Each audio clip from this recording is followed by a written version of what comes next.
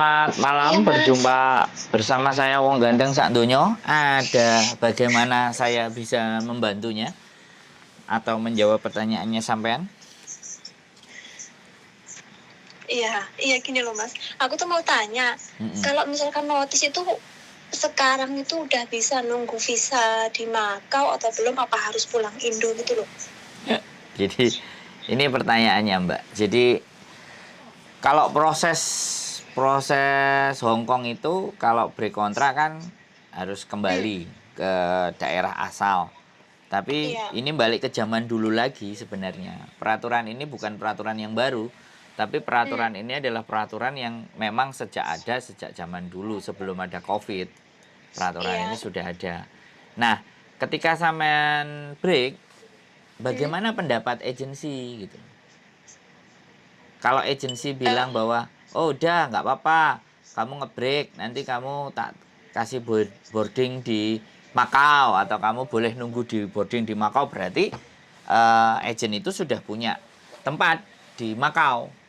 Karena oh gitu. tinggal di Makau pun sampean kan ada biaya, Mbak.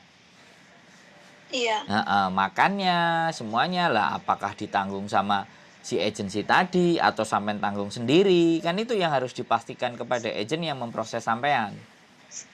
oh gitu. Begitu ceritanya. Bagaimana? Kan rencana kan aku mau notis tuh, Mas. Tapi Mm-mm. kan sekarang kan aku dengar kan Makau kan udah buka nih. Mm-mm. Sekarang udah buka, Mm-mm. udah bisa ke Makau. Tapi masalahnya kalau untuk nunggu visa itu kan belum paham, aku belum paham maksudnya boleh nggak gitu loh, apa harus tetap pulang Indo. Oh, apa harus pulang Indo, apa harus kembali ke negara asal, apakah boleh tinggal di Makau untuk nunggu visa sementara itu loh, Nah, kayak gitu. Soalnya aku tanya ke agent itu belum ada jawaban. jadi karena sekali lagi yang memproses sampean kan agensi gitu loh. Mm-mm. Jadi semuanya harus dikonfirmasikan dengan agensi tersebut bahwa bahwa sampean itu akan disuruh pulang. Tapi kalau bunyinya surat break tiket pesawatnya itu pastinya negara asal, Indonesia. Ya kan? Mm-mm. Nah, tapi kembali lagi, sekali lagi sampean harus koordinasi lagi sama agent yang memproses sampean. Apakah dia Iya, memberikan kesempatan tunggu visanya itu di Makau atau sampean disuruh pulang? Itu agensinya. Gitu. Kalau saya pribadi, pendapat saya pribadi, ya kan. Kalau menurut saya, karena ini sistem baru mulai awal lagi, nah saya nggak mm. ngerti sampai itu dari Indonesia proses baru di Hong Kong atau sudah pernah finish, sudah ada di Hong Kong, cuman ganti majikan terus majikan nggak cocok. Lah ini juga kan Mm. harus harus kita tahu gitu loh. Karena kan sampean cuma tanyanya nunggu visa. Lah nunggu visa ini anaknya ini historinya bagaimana? Sampeannya ini ini historinya ini seperti udah apa kan gitu. gini, kalau kalau aku udah habis finish kontrak, 2 kontrak yang dulu udah 4 tahun. Habis itu aku pindah ke majikan ini baru 1 tahun lebih, dan rencananya mau notis gitu loh, kalau udah bisa nunggu visa di Makau rencananya mau notis gitu loh, Mas. Nah, untuk menjawab pertanyaan bisa nunggu visa di Makau itu yang memproses sampean bener nggak? Saya bilang. Hah, Yang maksudnya? yang memproses sampean itu kan agensi toh. Nah, sampean tanyanya sama mereka. Kalau sampean tanya sama saya sedangkan saya nggak memproses, ketika saya bilang bisa, sampean berangkat bisa, ternyata visa sampean nggak turun-turun, siapa yang sampean salahkan? Pasti saya kan?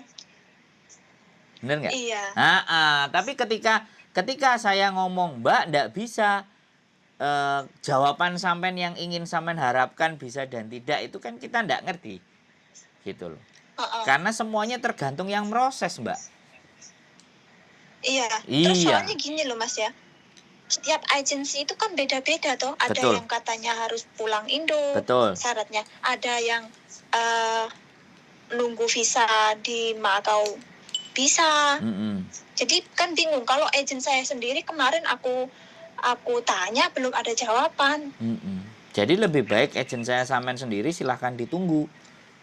Begitu saja kalau saya. Karena sekali lagi biaya di Makau itu sampean yang tanggung. Kalau sampean memutuskan sendiri, ya kan, nggak peduli agent mau ngomong apa, pokoknya aku proses sama agentmu, aku akan keluar.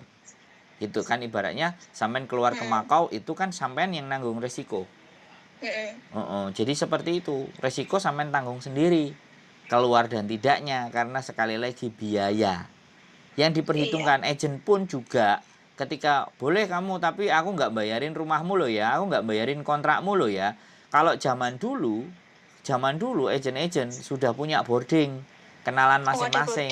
Iya, sehingga sampainya istilahnya dibuang ke boarding di Makau. Nah istilahnya begitu, dan kadang-kadang yang di boarding untuk anak-anak dapat duit ya ditawarkan part-time kan bisa jadi kayak gitu. Itu kan zaman dulu. Nah sekarang ini kan baru mulai lagi. Ya sebenarnya ini juga potensi, ya kembali lagi nggak ada masalah. Sekali lagi keputusan ada di tangan sampean. Kalau seandainya sampean tidak memilih pulang Indonesia tetapi memilih pulang ke Makau, sampean toh pun juga ngeluarin biaya gitu loh. Agensi juga menyuruh ke Makau, menanyakan kompensasi juga dong. Agent kan juga cari untung. Iya. Kan seperti itu yang sampean pahami. Jadi intinya nanti mau nunggunya di Makau atau tidak, sampean pertimbangkan, sampean sudah punya gambaran. Gitu loh kalau mau nge-break. Menurut saya ya kalau saya boleh saran ya, boleh dipakai, boleh tidak. Kalau sampean break, sebaiknya pulang ke Indonesia. Sebaiknya, karena akan mengirit biaya minimalnya rumah. Nggak perlu ngontrak, dan sampai sudah 2 kali kontrak saya nggak ngerti sih. Tapi kalau saya ya kalau toh pun sampai nggak mau pulang ke rumah, ya boleh cari kos-kosan kan sebulan 800.000, 600.000, 700.000 kan ada. Kalau toh pun sampai nggak mau pulang, misalnya begitu loh ya, nggak mau pulang ke rumah, kan nggak ngerti juga teman-teman ini ada masalah apa enggak. Tapi setidaknya kalau di Indonesia kan sampean bisa kendalikan uang sampean. Bisa dipahami nggak? Sama-sama keluarnya, kenapa nggak sesuatu yang bisa kita kendalikan?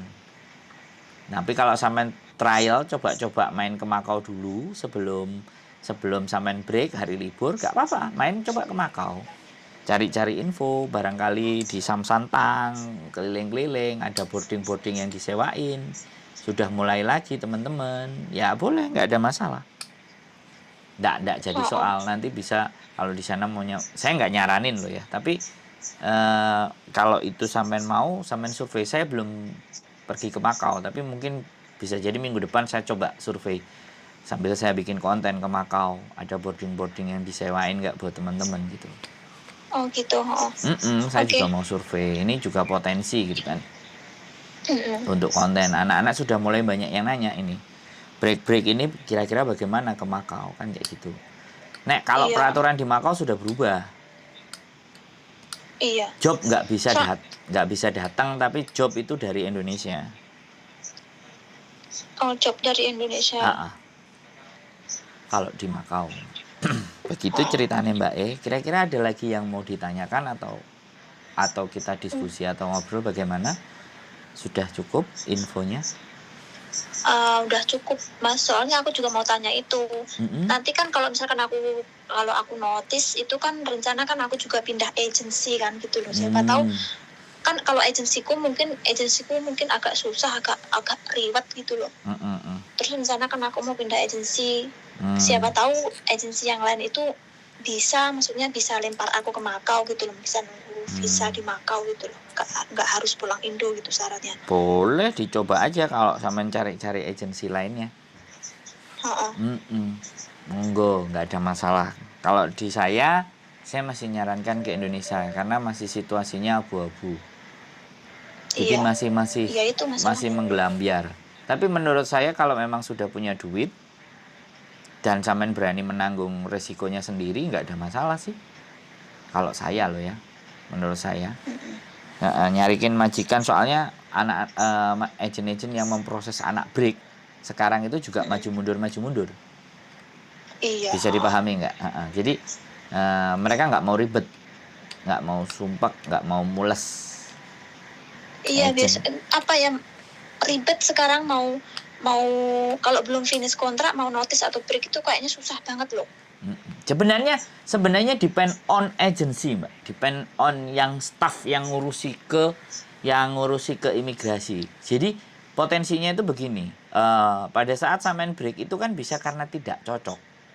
Makanya agensinya membawa sampean ke majikan yang baru. Nah, persoalannya majikan yang baru ini sekali lagi ya, ada yang mau anak break, ada yang mau mintanya finish. Jadi ini bahasanya adalah bahasa staff agent lagi. Nah, kalau staff agentnya bisa menjelaskan dan berkomunikasi baik dengan sampean dan dia tahu karakteristik majikan, maka dia berani menghitungkan prosentase. Udahlah, ini nggak usah pulang. Saya prediksi ini imigrasi akan ngeluarin di antara 1 bulan apa 3 minggu. Selama majikannya bisa dikondisikan, majikannya segera butuh nulis surat dan ABCD dan track record sampean juga baik. Jadi it depend on staff agency sebenarnya, karena yang tahu seluk-beluknya imigrasi itu staff agency. Nah, persoalannya staff agency itu benar-benar mau membantu sampean enggak, atau benar-benar butuh duit enggak, atau benar-benar ketemu majikan yang memang penting, urgent untuk cari CC. Kan masalahnya itu di situ, Mbak, pertimbangannya. Benar nggak? Jadi sampean bisa punya gambaran kan maksudnya. Jadi ketika boleh nunggu di sini dan di situ dan di Indonesia itu begitu. Iya. Nah, karena proses pergantian itu ada yang cepat, ada yang lama. Kalau finish itu bisa dipastikan visa akan kemungkinan turun ketika dia tidak ada catatan kriminal. Tapi kalau break ataupun intermediate, peraturannya mereka itu harus pulang. Peraturannya mereka. Tapi sekali lagi peraturan di imigrasi itu masih bisa dinaikkan, bisa diturunkan. Tergantung kebutuhan warga Hongkongnya bagaimana.